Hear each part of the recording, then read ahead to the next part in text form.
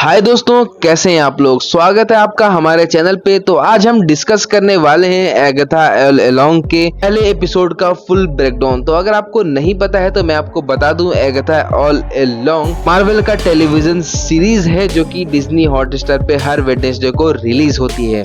तो चलिए शुरू करते हैं इस वीडियो को। एपिसोड की शुरुआत होती है वेस्ट व्यू में, जहां एगाथा एक डिटेक्टिव बन चुकी है। वो एक पुलिस डिपार्टमेंट के लिए काम कर रही है और वह एक केस के सिलसिले में एक क्राइम सीन पर जाती है, कोई जंगल में, जहां पर एक औरत का मर्डर हुआ है जिसे किसी ने सर पर मारकर खत्म कर दिया है। सीन थोड़ा सस्पेंसफुल है और एगाथा को एक वहां से ब्रूच मिलता है जो वो फॉरेंसिक को देने के बजाय बल्कि अपने पास रख लेती है। तभी हमें समझ आता है कि एगाथा अभी भी पूरी तरह अपनी मैजिकल आइडेंटिटी से दूर नहीं हुई है।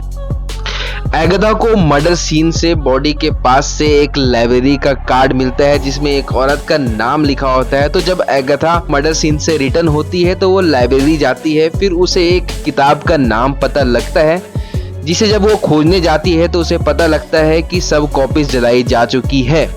और एक चीज मैं आपको बता दूं कि मल्टीवर्स ऑफ मैडनेस में भी वांडा ने डार्कहोल्ड के सारे कॉपीज को जला दिया था। तो ये सब कुछ काफी क्रीपी और काफी मिस्टीरियस लगता है। अगले सीन में जब एगाथा वापस पुलिस स्टेशन जाती है तो वहां पर उसे एक बड़ी क्लू मिलती है। बॉडी के नेल्स के नीचे जो मिट्टी मिली थी वो वेस्ट व्यू की नहीं थी बल्कि वो ईस्टर्न यूरोप से थी। अब ये क्लू और भी ज्यादा ट्विस्ट ले आता है। और एक चीज और, यहाँ पर एक नया कैरेक्टर का इंट्रोडक्शन होता है जिसका नाम था रियो विडाल। तो पुलिस चीफ चाहते थे कि एगाथा उसके साथ मिलकर काम करे, लेकिन एगाथा को ये आइडिया बिल्कुल पसंद नहीं आता है। फिर एगाथा एक पॉन शॉप जाती है उस ब्रूच का इंस्पेक्ट करने के लिए जो उसे मर्डर सीन से मिला था। तो पता चलता है कि ये ब्रूच एक्चुअल में 70s का है और जब वो उसका अंदर का पार्ट चेक करती है तो वो उसे एक लॉकेट मिलता है जिसमें एक बाल का टुकड़ा भी होता है। यहाँ से स्टोरी और भी डार्क हो जाती है। तो दोस्तों, अगले सीन में एगाथा उस स्टोरी बुक का टाइटल को स्टडी करती है और स्टडी करने के बाद पता लगता है कि उसका टाइटल का एक्रोनिम डार्कहोल्ड बनता है। चीफ वहां आते हैं और उसे घर जाकर रेस्ट करने को बोलते हैं, लेकिन यहाँ से सब कुछ और ज्यादा इंटरेस्टिंग हो जाता है क्योंकि एगाथा को पता लगता है कि वांडा ने सब कॉपीज चुरा लिए हैं और उसे ट्रैप किया है। अब एगाथा घर लौटकर आती है, लेकिन तभी रियो विडाल जो फेडरल एजेंट है उसके घर आती है। वो कहती है कि उसके पास केस के बारे में एक लीड है, लेकिन रियो कुछ और ढूंढने आई होती है।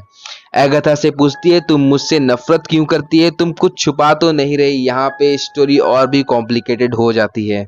अब अगले सीन में एगाथा को ऊपर से एक आवाज सुनाई देती है जो कि एक चोर की होती है। फिर उस चोर का पीछा करते करते एगाथा वेस्ट व्यू के स्टेट्स में भागती है। फाइनली वो उसे अपने पड़ोसी की मदद से पकड़ लेती है। यहाँ पे एक और बड़ा ट्विस्ट आता है जब वो लड़का जो एक टीन है कहता है कि वो दारोड की तलाश में आया है।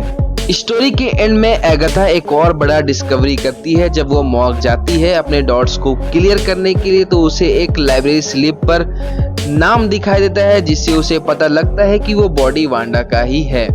अब एगाथा को समझ आता है कि ये सब वांडा ने प्लान किया था और जब एगाथा फाइनली अपनी रियल आइडेंटिटी को याद करती है तो वो वापस अपनी एग्नेस वाली फॉर्म में आ जाती है जिसे हम वांडा विजन में देख चुके हैं। अब एगाथा की सारी यादें वापस आ गई हैं। फिलहाल उसे कुछ खास मदद नहीं मिल रही है। वो गुस्से में निकलती है जॉन जो कि उसका नेबर होता है उससे सवाल करने के लिए, बिल्कुल वैसे ही जैसा वो पैदा हुई थी। जॉन उससे बताता है कि पिछले 3 साल से वो असली वेस्ट व्यू में है और कुछ दिनों से थोड़ी अजीब बिहेव कर रही थी, जैसे कि वो एक डिटेक्टिव का कीड़ा उसे काट लिया हो। यहाँ पे एगाथा को रियलाइज होता है कि वो वांडा का एक पावरफुल स्पेल में फंसी हुई थी, लेकिन जब वो अपनी मैजिक को समन करने की कोशिश करती है तो पता चलता है कि उसकी सारी पावर्स खत्म हो चुकी है। फिर उसी वक्त एगाथा को एक जोर सी आवाज आती है। जब वो देखने जाती है तो वो वही टीन लड़का होता है जो उसके घर चोर बनकर घुसा था, जो अभी उसके वो बंधा हुआ मिलता है और उसको मुंह पे टेप चिपकी हुई होती है।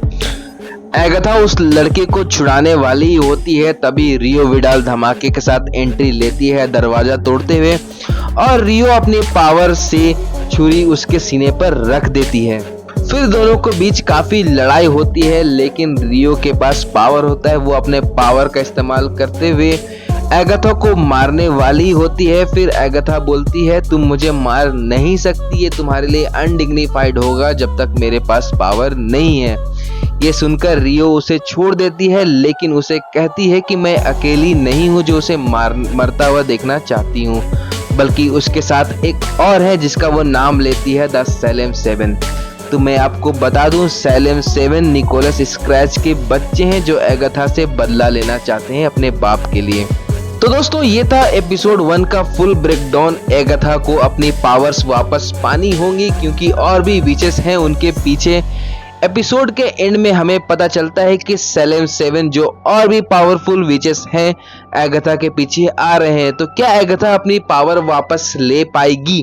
अगले एपिसोड में हम देखेंगे कि कैसे ये सब अनफोल्ड होता है। तो अगर आपको ये वीडियो पसंद आई है तो वीडियो को लाइक करना ना भूलें, और हाँ, ऐसे ही और भी वीडियोस के लिए चैनल को सब्सक्राइब करना ना भूलें। मिलते हैं अगली वीडियो में, तब तक के लिए जय हिंद, जय भारत।